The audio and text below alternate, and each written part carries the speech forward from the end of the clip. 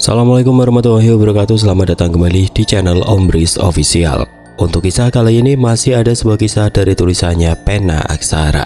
Dan untuk kisah yang akan saya bawakan kali ini, sebuah kisah yang berjudul Petaka Pesugihan. Sebelum kita lanjut ke ceritanya, tekan dulu tombol like video ini dan jangan lupa tekan juga tombol subscribe channel ini. Nyalakan juga lonceng notifikasinya agar tidak ketinggalan cerita-cerita lainnya. Dan seperti apa untuk kisah kali ini? Langsung saja kita masuk ke ceritanya.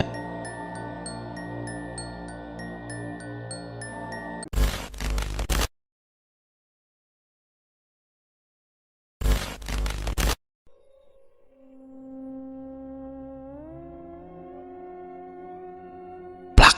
Tamparan keras itu mendarat di pipi Parman.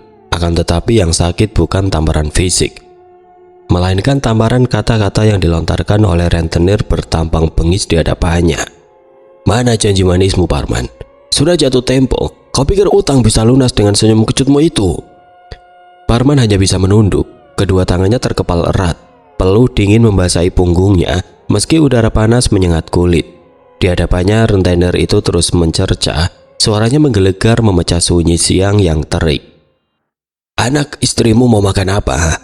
Kau ini laki-laki macam apa? Tidak becus mencari nafkah." Kata-kata itu menghujam jantung Parman, membuatnya merasa seperti pecundang tidak berguna. Dia mendongak, menatap wajah bengis rentenir itu dengan tatapan nanar.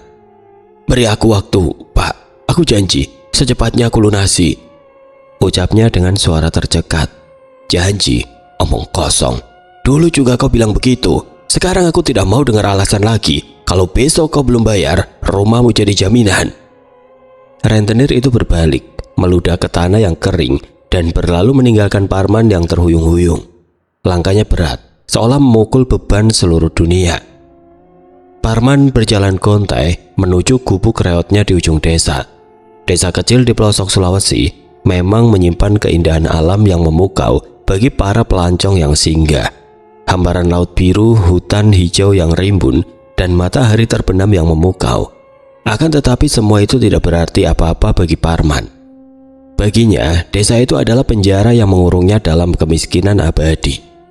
Dia menatap hamparan sawah kering yang membentang di hadapannya. Tanah retak-retak, padi menguning sebelum waktunya, dan debu berterbangan di tiup angin. Dulu, sawah itu menjadi sumber kehidupan keluarganya. Dulu dia bisa tersenyum melihat padi menguning dan siap dipanen. Akan tetapi sekarang, kekeringan telah merenggut segalanya. Hasil panen gagal, utang menumpuk, dan harapan seakan pupus di telan bumi. "Ayah," suara ceria itu sedikit mengobati luka di hatinya. Parman menoleh dan melihat anak perempuannya, Rina, berlari menghampirinya. Gadis kecil itu berlari dengan riang, rambutnya yang hitam legam menari-nari di tiup angin. Senyum polos di wajah Rina adalah satu-satunya hal yang membuat Parman tetap bertahan. Senyum yang selalu berhasil menghangatkan hatinya yang beku. "Sudah pulang, Nak?" Parman berlutut dan memeluk Rina erat. Dia mencium rambut Rina yang berbau matahari. "Iya, ya, ibu sudah masak. Ayah pasti lapar," jawab Rina sambil menggandeng tangan Parman. Tangan kecilnya terasa begitu lembut dalam genggaman Parman. Parman mengangguk lemah. Dia tahu masakan istrinya tidak akan mewah, paling hanya nasi dengan sayur seadanya atau ikan asin yang sudah diasinkan beberapa hari lalu. Akan tetapi dia tetap bersyukur. Setidaknya mereka masih punya sesuatu untuk dimakan. Di luar sana banyak orang yang bahkan tidak memiliki apapun untuk dimakan. Dari dalam gubuk, istrinya, Mirna, menyambutnya dengan senyum tulus. Senyum yang selalu berhasil menenangkan hatinya yang gundah. "Sudah pulang, Mas. Mari makan," ujarnya lembut. Suaranya merdu seperti alunan melodi yang menenangkan jiwa. Parman duduk di tikar lusuh yang sudah bolong di beberapa bagian. Dia mulai menyantap hidangan sederhana itu dengan lahap. Dia memperhatikan wajah istrinya yang mulai keriput karena kerasnya hidup. Kerutan di wajah Mirna adalah bukti bisu perjuangan mereka melawan kemiskinan.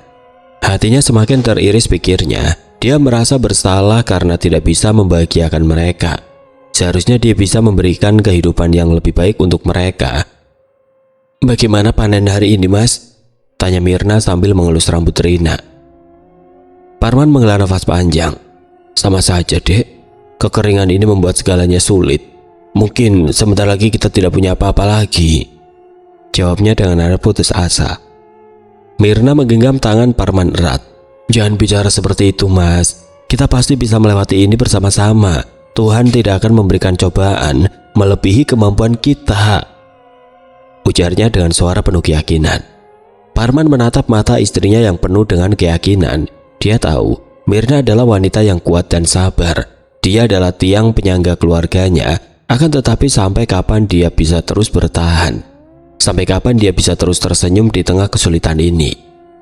Aku merasa gagal menjadi suami dan ayah, Dek, ucap Parman lirih, hampir tidak terdengar. Mirna menggeleng. Jangan bicara seperti itu, Mas. Kamu sudah melakukan yang terbaik. Aku bangga memiliki kamu. Kamu adalah suami dan ayah yang hebat, ujarnya sambil memeluk Parman erat. Parman terdiam. Dia tahu istrinya hanya berusaha menghiburnya. Dia tahu istrinya hanya tidak ingin melihatnya terpuruk. Akan tetapi dia tidak bisa membohongi dirinya sendiri. Dia merasa tidak berguna. Dia merasa tidak pantas menjadi suami dan ayah. Malam itu Parman tidak bisa tidur nyenyak. Dia berbaring di samping istri dan anaknya, tapi pikirannya melayang entah kemana. Dia terus memikirkan nasib keluarganya. Dia harus melakukan sesuatu. Dia tidak bisa terus membiarkan mereka hidup dalam kemiskinan yang mencekik ini. Saat itulah dia teringat dengan cerita yang pernah didengarnya dari salah satu warga desa. Cerita tentang sebuah gunung keramat yang bisa memberikan kekayaan kepada siapa saja yang berani meminta. Gunung itu bernama Gunung Kawi. Awalnya dia tidak percaya dengan cerita itu. Dia menganggapnya hanya sebagai dongeng pengantar tidur yang diceritakan oleh orang-orang tua untuk menakut-nakuti anak-anak. Akan tetapi sekarang dia mulai mempertimbangkannya. Mungkin itu adalah satu-satunya jalan keluar. Mungkin itu adalah satu-satunya harapan yang tersisa. Tapi bagaimana jika cerita itu hanya omong kosong? Bagaimana jika aku malah celaka? Bagaimana jika aku malah membawa petaka bagi keluargaku? Keraguan dan ketakutan menghantuinya. Bayangan tentang rentenir yang akan menyita rumahnya, tentang anak dan istrinya yang kelaparan, dan tentang hinaan dari orang-orang desa terus berputar-putar di kepalanya. Tapi desakan kemiskinan dan hinaan yang terus menghantuinya membuat Parman semakin nekat.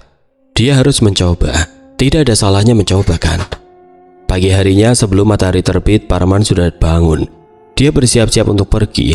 Dia mengenakan pakaian terbaiknya. Meskipun pakaian itu sudah usang dan penuh tambalan, dia mencium kening istri dan anaknya yang masih terlelap.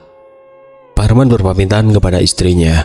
Aku mau pergi mencari pekerjaan di kota, Dek, ujarnya dengan nada bergetar. Dia berusaha menyembunyikan kegelisahannya, tapi suaranya tetap saja terdengar tidak jelas. Mirna menatapnya dengan tatapan khawatir. Hati-hati di jalan, Mas. Jangan lupa jaga kesehatan. Jangan terlalu memaksakan diri. Parman mengangguk. Dia memeluk istrinya erat-erat, seolah itu adalah pelukan terakhirnya. Aku janji, Dek. Aku akan kembali dengan membawa kabar baik. Aku akan membuat kalian bahagia, bisiknya di telinga istrinya. Tanpa sepengetahuan istrinya, Parman tidak pergi ke kota. Dia menuju ke arah gunung keramat yang menyimpan misteri dan harapan. Dia tidak tahu apa yang akan terjadi di sana. Dia tidak tahu apa yang akan menantinya di puncak gunung itu. Tapi dia sudah siap menghadapi segala kemungkinan demi keluarganya. Dia rela melakukan apa saja, bahkan jika dia harus mempertaruhkan nyawanya sendiri. Parman berjalan menyusuri jalan setapak yang semakin menanjak. Jalan setapak itu berliku-liku, penuh dengan bebatuan tajam dan akar pohon yang menjalar. Semakin jauh dia berjalan, suasana semakin mencekam. Pohon-pohon besar menjulang tinggi menghalangi sinar matahari. Udara terasa dingin dan lembab. Suara binatang hutan terdengar bersautan, menciptakan suasana yang semakin menakutkan. Parman terus berjalan dengan tekad yang membara di dalam hatinya.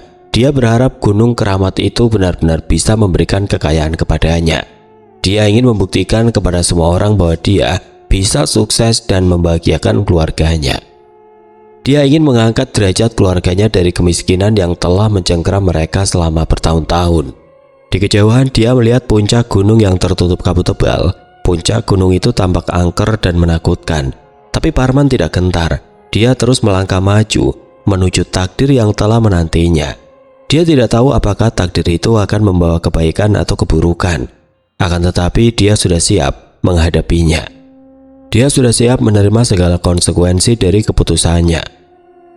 Suara gesekan ranting kering diinjak memenuhi gandingan hutan. Parman terus mendaki, langkahnya terengah-engah, keringat membasahi pakaiannya dan kakinya terasa seperti mati rasa. Tapi dia tidak menyerah.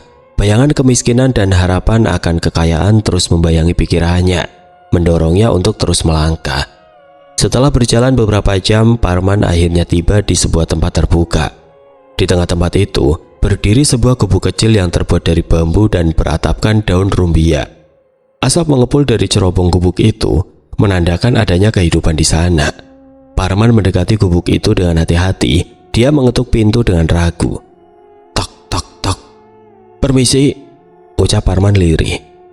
Begitu pintu gubuk terbuka perlahan, seorang pria keluar dari dalam gubuk. Pria itu berpakaian serba hitam, wajahnya keriput, dan matanya tajam menusuk. Dia adalah Kuncen Gunung, penjaga kesucian tempat keramat ini. "Kau siapa? Apa tujuanmu datang ke sini?" tanya Kuncen itu dengan suara berat. Parman menelan ludah. Dia merasa gugup dan takut, tapi dia berusaha untuk tetap tenang. "Aku Parman, Pak. Aku datang ke sini karena aku ingin kaya." Kuncen itu menatap Parman dengan tatapan menyelidik. "Kaya? Kau pikir kekayaan bisa didapatkan dengan mudah? Kekayaan itu harus diperjuangkan." "Aku tahu, Pak. Aku sudah berusaha keras, tapi aku selalu gagal. Aku sudah tidak tahu lagi apa yang harus aku lakukan." Kuncen itu terdiam sejenak, lalu dia berkata, "Baiklah, aku akan membantumu. Tapi kau harus mengikuti semua yang aku katakan." Parman mengangguk dengan semangat. Aku bersedia melakukan apa saja, Pak." "Kalau begitu masuklah," kata Kuncen itu sambil mempersilahkan Parman masuk ke dalam gubuk. Gubuk itu tampak sederhana, tapi terasa nyaman dan tenang. Di tengah gubuk terdapat sebuah tikar yang terbuat dari pandan. Di atas tikar terdapat beberapa bantal dan sebuah kendi berisi air. "Duduklah," kata Kuncen itu sambil menunjuk ke arah tikar. Parman duduk di atas tikar dengan sopan. Dia menunggu Kuncen itu berbicara. "Kau tahu, kekayaan itu berasal dari penguasa gunung ini," kata Kuncen itu memulai pembicaraan. Parman mengerutkan kening. "Penguasa gunung? Siapa dia?" "Dia adalah seorang ratu yang sangat cantik dan berkuasa. Dia bisa memberikan kekayaan kepada siapa saja yang dia sukai." "Tapi apa yang harus aku lakukan untuk mendapatkan kekayaan?" tanya Parman. Kuncen itu tersenyum misterius. "Kau harus membuat perjanjian dengannya." Perjanjian? Perjanjian seperti apa, Pak?" "Kamu harus menikahi dan melayani dia. Kau harus menjadi suaminya." Paman terkejut mendengar jawaban Kuncen itu. Dia membayangkan wajah istrinya Mirna dan anaknya Rina. Tapi bayangan kemiskinan yang selama ini menghantuinya lebih kuat. Dia tidak ingin keluarganya terus menderita. Dia ingin memberikan mereka kehidupan yang layak. Tanpa ragu Parman menjawab, "Aku bersedia, Pak. Aku bersedia menikahi dan melayani penguasa gunung ini. Aku bersedia melakukan apa saja demi kekayaan." Kuncen itu tersenyum puas mendengar jawaban Parman. "Bagus. Kau telah membuat keputusan yang tepat. Sekarang kita akan mempersiapkan ritual pernikahanmu dengan sang ratu." Kuncen itu menjelaskan ritual-ritual yang harus dilakukan Parman. Ritual itu meliputi puasa selama 3 hari 3 malam, meditasi di tempat keramat, dan memberikan sesaji berupa hewan ternak dan hasil bumi. Parman mengikuti semua instruksi Kuncen dengan seksama. Dia berpuasa, bermeditasi, dan memberikan sesaji dengan penuh keyakinan. Dia berharap ritual ini akan berhasil dan dia akan mendapatkan kekayaan yang dia inginkan. Pada malam terakhir ritual, Kuncen itu membawa Parman ke sebuah tempat keramat di puncak gunung. Tempat itu tampak angker dan menakutkan. Di tengah tempat itu terdapat sebuah batu besar yang dikelilingi oleh obor yang menyala. Kuncen itu menyuruh Parman untuk berdiri di atas batu itu. Lalu dia mulai membaca mantra-mantra dalam bahasa yang tidak dimengerti Parman. Tiba-tiba angin bertiup kencang. Pohon-pohon di sekitar tempat itu bergoyang-goyang dengan keras. Suara gemuruh terdengar dari dalam gunung. Parman merasa takut, tapi dia berusaha untuk tetap tenang. Dia percaya Kuncen itu akan melindunginya. Suara tawa perempuan terdengar dari udara. Suara itu sangat mengerikan dan membuat bulu kuduk Parman merinding. Dari dalam kabut muncul seorang wanita yang sangat cantik. Wanita itu mengenakan pakaian yang mewah dan berkilauan, wajahnya pucat dan rambutnya panjang terurai. Matanya merah menyala, menatap Parman dengan tatapan tajam. Wanita itu adalah sang ratu penguasa gunung. "Kau Parman?" tanya sang ratu dengan suara lembut. Parman mengangguk dengan gugup. Iya ratu." "Kau bersedia menjadi suamiku?" Parman menelan ludah. Dia merasa takut tapi dia tidak bisa mundur lagi. Dia sudah berjanji kepada Kuncen dan kepada dirinya sendiri. Aku bersedia ratu," jawab Parman dengan suara gemetar. Sang ratu tersenyum senang mendengar jawaban Parman. Dia mengulurkan tangannya kepada Parman. "Kalau begitu mari ikut denganku." Parman meraih tangan sang ratu. Tangan sang ratu terasa dingin dan licin seperti ular. Sang ratu menarik Parman masuk ke dalam kabut. Parman menghilang bersama sang ratu. Kuncen itu tersenyum puas melihat Parman menghilang. Dia telah berhasil menjalankan tugasnya. Sekarang Parman akan menjadi suami sang ratu dan akan mendapatkan kekayaan yang dia inginkan. Namun Kuncen itu juga tahu, kekayaan itu memiliki harga yang mahal. Parman akan terikat dengan perjanjian yang mengerikan dan akan kehilangan jati dirinya. Setelah ritual selesai, Parman kembali ke desanya. Dia tidak lagi menjadi Parman yang dulu. Dia telah menjadi suami sang ratu dan telah mendapatkan kekayaan yang dia inginkan. Dia membangun rumah mewah, membeli sawah yang luas, dan memiliki banyak uang. Dia bisa memberikan kehidupan yang layak untuk istri dan anaknya. Namun kebahagiaan itu tidak bertahan lama. Parman mulai merasa aneh. Dia sering mendengar suara tawa perempuan di malam hari.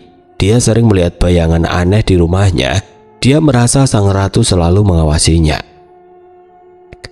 Parman tahu, dia telah membuat kesalahan besar. Dia telah menjual jiwanya kepada iblis. Dia telah mengkhianati istrinya. Dia telah kehilangan jati dirinya.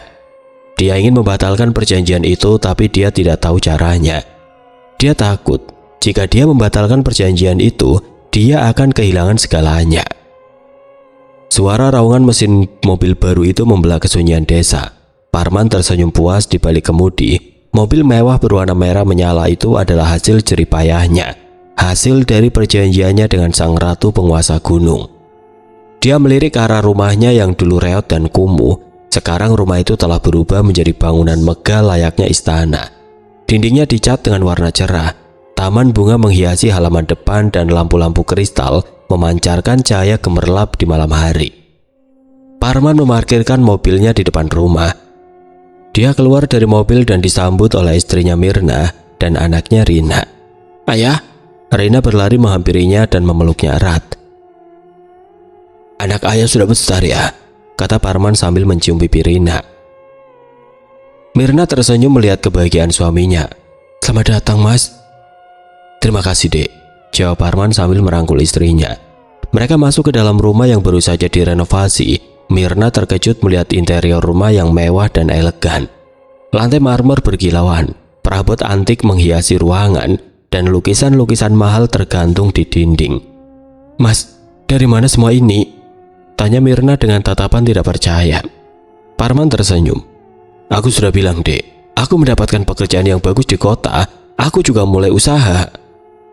"Usaha apa, Mas? Kok bisa langsung kaya seperti ini?" Parman sedikit gugup. Dia tidak ingin menceritakan tentang perjanjiannya dengan sang ratu kepada istrinya. Dia takut Mirna akan marah dan meninggalkannya. "Sudahlah, Dek, jangan terlalu banyak bertanya. Yang penting sekarang kita sudah kaya. Kita bisa hidup bahagia," jawab Parman sambil mengalihkan pembicaraan. Mirna masih merasa curiga, tapi dia tidak ingin memperpanjang masalah. Dia memilih untuk menikmati kekayaan yang telah diraih suaminya. Parman mulai memanjakan istri dan anaknya dengan kemewahan. Dia membelikan Mirna perhiasan emas, pakaian mewah, tas bermerek, dan sepatu mahal. Dia juga membelikan Rina mainan-mainan yang lucu, boneka-boneka cantik, dan buku-buku cerita yang menarik. "Ayah, ini semua untukku?" tanya Rina dengan mata berbinar. "Tentu saja, Nak. Ayah sayang sama Rina," jawab Parman sambil memeluk anaknya erat. Mirna merasa senang melihat kebahagiaan anak dan suaminya. Dia bersyukur suaminya telah berhasil mengangkat derajat keluarganya dari kemiskinan. Parman juga melunasi semua utang-utangnya kepada rentenir. Rentenir itu terkejut melihat Parman yang tiba-tiba kaya raya. Dia tidak menyangka Parman bisa membayar utangnya secepat ini. "Wah, selamat ya Parman. Aku senang melihat kamu sukses," kata rentenir itu dengan nada sinis. "Terima kasih, Pak." Parman berusaha untuk tetap baik kepada orang lain. Dia memberikan sumbangan kepada masjid, membantu fakir miskin, dan memberikan pekerjaan kepada warga desa. Namun kekayaan Parman yang datang secara tiba-tiba menimbulkan tanda tanya di kalangan warga desa. Mereka bertanya-tanya, apa sebenarnya pekerjaan Parman di kota? Bagaimana bisa dia kaya raya dalam waktu singkat? "Dari mana Parman mendapatkan semua uang itu?" tanya seorang warga desa kepada temannya. "Aku juga tidak tahu. Dulu dia kan miskin sekali. Sekarang dia sudah seperti orang kaya." "Jangan-jangan dia melakukan sesuatu yang tidak benar," celetuk warga desa lain. "Mungkin saja. Kita harus berhati-hati dengan orang seperti dia." Rumor tentang kekayaan Parman yang tidak wajar mulai menyebar di desa. Beberapa warga desa mulai menjauhi Parman. Mereka takut kekayaan Parman akan membawa malapetaka bagi desa mereka. Parman menyadari kekayaannya telah mengubah pandangan orang terhadap dirinya. Dia tidak lagi dianggap sebagai orang yang baik dan jujur. Dia dianggap sebagai orang yang aneh dan mencurigakan. Parman menyadari kekayaannya telah mengubah pandangan orang terhadap dirinya. Dia tidak lagi dianggap sebagai orang yang baik dan jujur. Dia dianggap sebagai orang yang aneh dan mencurigakan. Dia merasa terkucilkan di desanya sendiri. Parman merasa sedih dan kecewa. Dia ingin menjelaskan kepada warga desa bagaimana dia bisa mendapatkan kekayaan itu. Tapi dia terikat dengan janji kepada sang ratu pengusaha gunung. Dia tidak boleh menceritakan tentang perjanjiannya kepada siapapun. Jika dia melanggar, dia tahu konsekuensinya akan mengerikan. Semakin lama Parman semakin jarang pulang ke rumah. Dia lebih sering menghabiskan waktunya di kota, di antara gemerlap lampu dan hiruk-pikuk keramaian. Dia beralasan dia sibuk dengan pekerjaannya, padahal dia hanya ingin melarikan diri dari rasa bersalah dan ketakutan yang terus menghantuinya. Mirna merasa curiga dengan perilaku suaminya. Dia merasa Parman menyembunyikan sesuatu darinya. Dia melihat perubahan pada diri Parman. Matanya terlihat sayu, wajahnya pucat dan dia sering melamun. Dia juga seringkali pulang larut malam dan langsung mengunci diri di kamar. Suatu malam Mirna mencoba untuk berbicara dengan Parman. Dia menunggu Parman pulang dan langsung mencegatnya di depan pintu. "Mas, kenapa kamu jarang pulang? Apa kamu punya masalah?" tanya Mirna dengan nada khawatir. Parman menghela nafas panjang. "Aku tidak apa-apa, Dek. Aku hanya sibuk dengan pekerjaan," jawabnya dengan nada lelah, berusaha menghindari tatapan mata istrinya. "Tapi aku merasa ada sesuatu yang kamu sembunyikan dariku. Kamu berubah, Mas. Kamu tidak seperti Parman yang dulu," kata Mirna dengan suara bergetar. Air mata mulai mengalir. Pintu kamar mandi berderit pelan saat Parman membukanya. Uap panas mengepul keluar, membawa serta aroma sabun dan rasa penyesalan yang pahit. Parman menatap pantulan dirinya di permukaan keramik dinding yang mengkilap. Wajahnya pucat pasi, matanya cekung, dan rambutnya tampak lepek tidak terurus. Kekayaan memang telah mengubah hidupnya, tapi perubahan itu justru merenggut kebahagiaannya. Setiap malam tepat pukul 12, Parman harus memenuhi kewajibannya. Kewajiban yang membuatnya merasa jijik dan terhina. Kewajiban untuk melayani sang ratu penguasa gunung. Awalnya Parman merasa takut dan jijik saat pertama kali bertemu dengan sang ratu. Sosoknya memang cantik, sangat cantik. Namun ada aura dingin yang menakutkan yang terpancar darinya. Kulitnya seputih mayat, bibirnya semerah darah, dan matanya seperti menyimpan bara api neraka. Sang ratu selalu datang dengan tiba-tiba, muncul begitu saja di kamarnya. Dia tidak pernah berbicara banyak, hanya memberikan perintah dengan nada dingin dan tanpa emosi. Parman harus menuruti semua perintahnya. Jika dia tidak tahu apa yang akan terjadi, Parman harus melayani sang ratu dengan segala cara yang diinginkannya. Sentuhan sang ratu terasa dingin dan menjijikan. Ciumannya terasa hambar seperti mencium batu nisan. Setiap kali dia melayani sang ratu, dia merasa seperti jiwanya terkoyak dan harga dirinya diinjak-injak. Parman berusaha untuk tidak memikirkan istrinya. Mirna, saat melayani sang ratu. Dia berusaha untuk menganggap ini hanya sebagai mimpi buruk yang akan segera berakhir. Tapi semakin dia berusaha, semakin dia merasa bersalah dan berdosa. Laki-laki macam apa aku ini? Gumamnya dalam hati sambil menatap tangannya yang gemetar. Aku telah mengkhianati istriku. Aku telah menjual jiwaku kepada iblis. Parman ingin mengakhiri semua ini. Dia ingin membatalkan perjanjiannya dengan sang ratu. Tapi dia takut. Dia takut kehilangan kekayaannya. Dia takut sang ratu akan marah dan mencelakai keluarganya. Aku harus bagaimana? Suatu malam setelah melayani sang ratu, Parman merasa sangat tertekan dan jijik. Dia ingin melupakan semua yang telah terjadi. Dia ingin merasakan kehangatan dan cinta dari istrinya. Saat Mirna tidur lelap di sampingnya, Parman tidak bisa menahan dirinya. Dia membangunkan Mirna dengan lembut dan memeluknya erat. Dek, aku merindukanmu. Mirna terkejut mendengar bisikan suaminya. Dia merasakan sesuatu yang aneh pada diri Parman. Matanya terlihat sayu dan tubuhnya gemetar. Mas, kamu kenapa? Kamu sakit? Tanya Mirna dengan nada khawatir. Parman menggeleng. Aku hanya merindukanmu, jawabnya sambil mencium kening istrinya. Malam itu Parman melupakan semua pantangan yang telah diberikan oleh Kuncen. Dia melupakan perjanjian dengan sang ratu. Dia hanya ingin merasakan cinta dan kehangatan dari istrinya. Keesokan harinya Parman merasa sangat bersalah dan ketakutan. Dia tahu dia telah melakukan kesalahan besar. Dia telah melanggar perjanjian dengan sang ratu. Apa yang akan terjadi padaku? Beberapa hari kemudian Parman mulai merasakan hal-hal aneh terjadi pada dirinya. Kekayaannya mulai berkurang secara misterius. Uang yang disimpan di bank tiba-tiba menghilang. Investasi yang dia lakukan mengalami kerugian besar. Bisnisnya mulai bangkrut satu persatu. Parman merasa panik. Dia tahu ini adalah akibat dari pelanggaran yang telah dia lakukan. Sang ratu murka dan mulai mengambil kembali kekayaan yang telah diberikan kepadanya. Tidak hanya itu, Parman juga mulai merasakan sakit yang aneh pada alat vitalnya. Awalnya hanya terasa gatal dan perih, tapi lama-kelamaan rasa sakit itu semakin menjadi-jadi.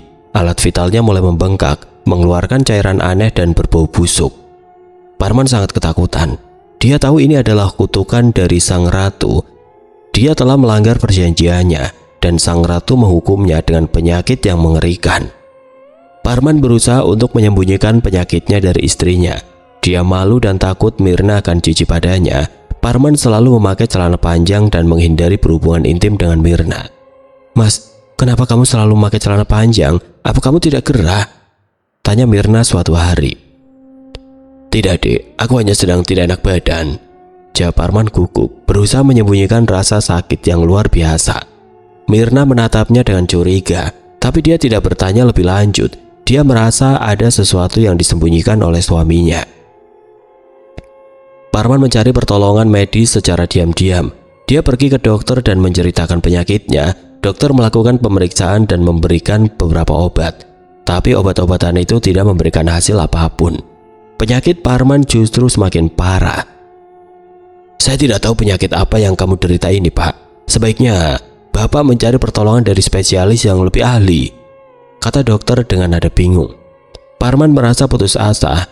Dia mencari pertolongan ke berbagai dokter dan rumah sakit, tapi tidak ada yang bisa menemukan penyebab penyakitnya. Dia merasa penyakit ini bukan penyakit biasa. Ini adalah kutukan dari sang ratu. Parman mencoba cara lain untuk menyembuhkan penyakitnya. Dia pergi ke dukun dan orang pintar. Dia berharap mereka bisa mengobati penyakitnya dengan cara gaib. Saya melihat ada kekuatan jahat yang menempel pada diri Bapak. Kekuatan ini menyebabkan penyakit yang Bapak derita, kata seorang dukun. Bisakah Bapak menyembuhkannya? Tanya Parman penuh harap. Saya bisa mencoba, tapi saya tidak bisa menjamin kesembuhannya. Kekuatan jahat ini sangat kuat. Dukun itu melakukan ritual-ritual aneh dan memberikan Parman ramuan-ramuan herbal. Parman mengikuti semua instruksi dukun dengan seksama, tapi penyakitnya tidak kunjung sembuh. Parman semakin putus asa dan ketakutan. Dia tahu waktunya tidak banyak lagi. Dia harus segera menemukan cara untuk menyembuhkan penyakitnya. Jika tidak, dia akan mati dengan kondisi yang mengerikan. Suatu malam saat Parman sedang merenung di kamarnya, Mirna masuk dan duduk di sampingnya. Mas, Aku melihat kamu semakin kurus dan pucat. Sebenarnya ada apa denganmu? Kenapa kamu selalu menyembunyikan sesuatu dariku? Tanya Mirna dengan nada khawatir. Parman tidak bisa lagi menyembunyikan kebenaran dari istrinya. Dia tahu dia harus menceritakan semuanya kepada Mirna. Dia membutuhkan bantuan istrinya. Dengan suara bergetar, Parman menceritakan tentang perjanjiannya dengan sang ratu, pelanggaran yang telah dia lakukan, dan penyakit yang sedang dia derita. Mirna terkejut mendengar cerita suaminya. Dia tidak menyangka suaminya telah melakukan hal yang sangat mengerikan dan sekarang harus menanggung akibatnya. Mas, kenapa kamu tidak menceritakan ini padaku dari dulu? Kenapa kamu menyembunyikan semua ini dariku? Tanya Mirna dengan nada sedih. Aku takut deh. Aku takut kamu akan marah dan meninggalkanku. Mirna memeluk suaminya erat. Aku tidak akan meninggalkanmu, Mas. Aku akan selalu bersamamu. Kita akan mencari cara untuk menyelesaikan masalah ini bersama-sama, kata Mirna dengan penuh kasih sayang. Parman merasa lega mendengar kata-kata istrinya. Dia merasa memiliki harapan lagi. Dia tahu dia tidak sendirian dalam menghadapi masalah ini. Dia memiliki istrinya yang selalu mendukungnya. Terima kasih, Dek. Aku sangat beruntung memilikimu, ucap Parman sambil membalas pelukan istrinya. Mulai saat itu Mirna selalu mendampingi Parman dalam mencari pertolongan. Dia menemani Parman pergi ke dokter, dukun, dan orang pintar. Dia memberikan semangat dan dukungan kepada Parman. Dia tidak pernah menyerah untuk mencari kesembuhan bagi suaminya. Namun semakin lama kondisi Parman semakin memburuk. Penyakitnya semakin parah dan tidak ada yang bisa menyembuhkannya. Kekayaannya juga semakin menipis karena biaya pengobatan yang mahal. Parman merasa putus asa. Dia pasrah dengan takdirnya. Dia merasa dia pantas mendapatkan semua ini. Dia telah melakukan kesalahan besar dan harus menanggung akibatnya. Suatu hari Parman berkata kepada istrinya, Dek, sepertinya aku tidak bisa bertahan lebih lama lagi. Aku minta maaf. Aku tidak bisa memberikan kebahagiaan. Prak. Suara kursi terjatuh memecah keheningan malam. Mirna terlonjak kaget dari tidurnya. Dia melihat Parman terduduk di lantai, memegangi alat vitalnya dengan ekspresi kesakitan yang luar biasa. Mas, kamu kenapa, Mas? Tanya Mirna panik sambil menghampiri suaminya. Parman tidak menjawab, dia hanya mengerang kesakitan. Tubuhnya bergetar hebat dan keringat dingin membasahi wajahnya. Mirna menyentuh bahu Parman dengan lembut. Mas, jawab aku, apa yang terjadi? Tanyanya lagi dengan nada khawatir. Parman mendongak menatap istrinya dengan mata yang memerah. Aku tidak tahan lagi, Dek.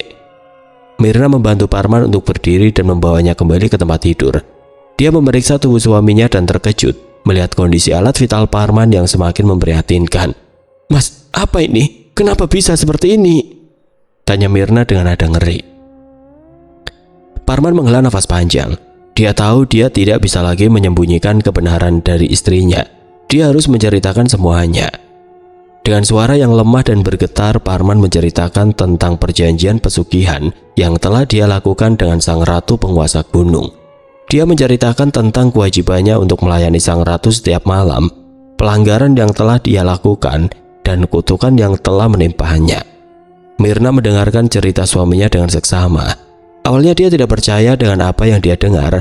Dia menganggap suaminya hanya sedang berhalusinasi karena sakit. Tapi melihat ekspresi wajah Parman yang penuh dengan penyesalan dan kesakitan, dia tahu suaminya tidak berbohong. Setelah Parman selesai bercerita, Mirna terdiam beberapa saat. Dia merasa marah, sedih, jijik, dan kasihan bercampur aduk dalam hatinya. Dia marah karena suaminya telah melakukan hal yang bodoh dan berbahaya. Dia sedih karena suaminya harus menanggung akibat dari perbuatannya. Dia jijik karena suaminya telah melayani makhluk halus yang menjijikan. Dan dia kasihan karena suaminya menderita kesakitan yang luar biasa.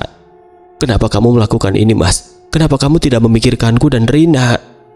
Tanya Mirna dengan air mata yang mulai menetes. Parman menunduk. Aku melakukan ini demi kalian, Dek. Aku ingin memberikan kalian kehidupan yang layak. Aku tidak ingin kalian terus menderita dalam kemiskinan. Mirna menggeleng. Apakah kekayaan ini sepadan dengan penderitaanmu? Apakah kekayaan ini bisa membuat kita bahagia jika kamu harus menjual jiwamu kepada iblis? Tanya Mirna dengan nada kecewa. Parman tidak bisa menjawab pertanyaan istrinya. Dia tahu dia telah membuat kesalahan besar. Dia telah mengorbankan segalanya demi kekayaan.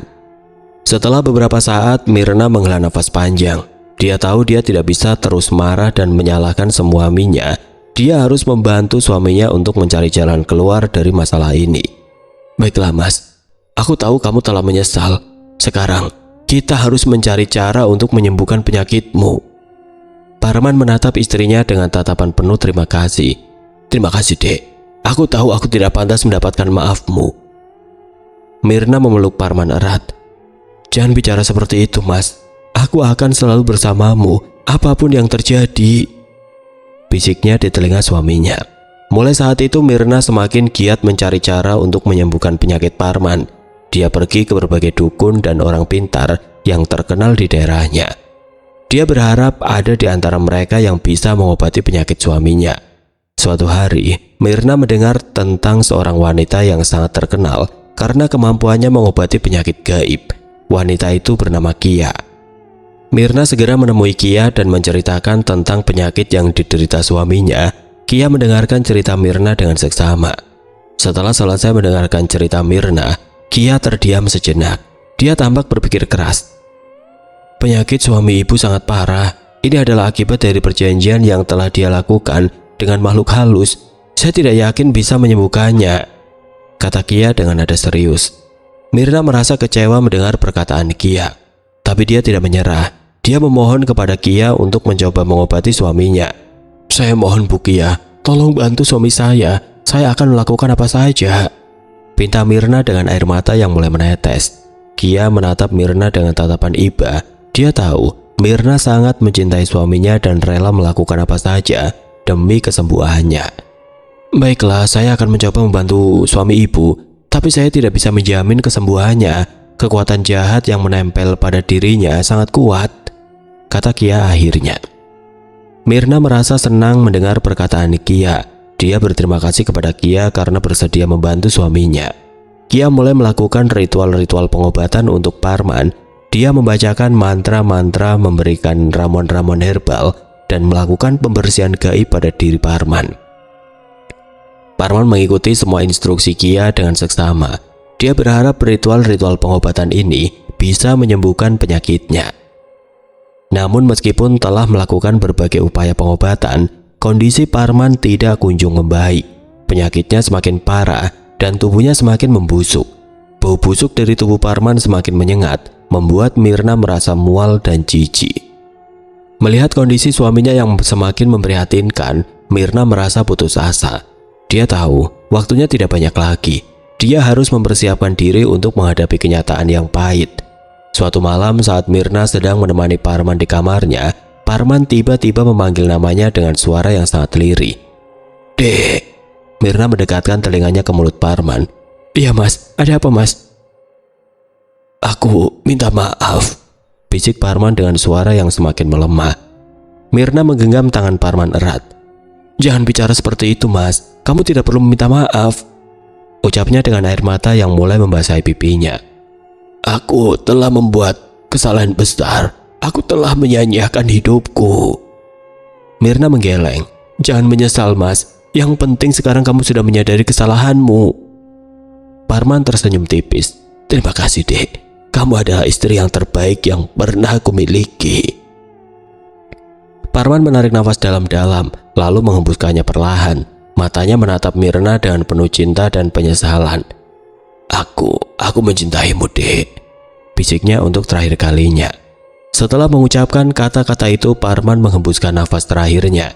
Tubuhnya terkulai lemas di tempat tidur. Myrna menjerit histeris. Dia memeluk tubuh Parman erat-erat sambil menangis terseduh-seduh. Dia telah kehilangan suaminya tercinta. Parman meninggal dalam keadaan mengenaskan, dikelilingi oleh penyesalan dan kesedihan. Kekayaan yang selama ini dia impikan ternyata tidak bisa menyelamatkannya dari kematian. Dia telah menjual jiwanya kepada iblis dan harus menanggung akibatnya. Oke teman-teman, sekian untuk kisah kali ini. Bagaimana menurut kalian tentang kisah ini? Tulis komentar kalian di kolom komentar. Dan buat teman-teman yang baru bergabung, jangan lupa untuk like, komen, share, serta subscribe channel ini. Dan jangan lupa nyalakan juga lonceng notifikasinya agar tidak ketinggalan cerita-cerita lainnya. Dan akhir kata, wassalamualaikum warahmatullahi wabarakatuh.